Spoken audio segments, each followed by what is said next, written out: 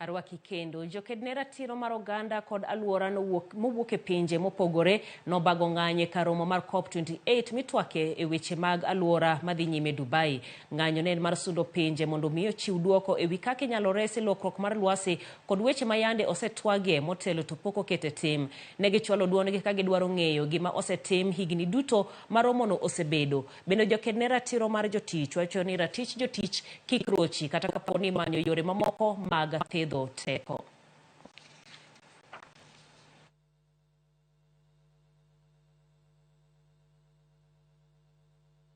We are raising the voice to say that they should unlock adaptation finance because Africa needs means of implementation to face adaptation. This is very important because governments are failing us in these negotiations, and we're here to reiterate our demands for climate justice.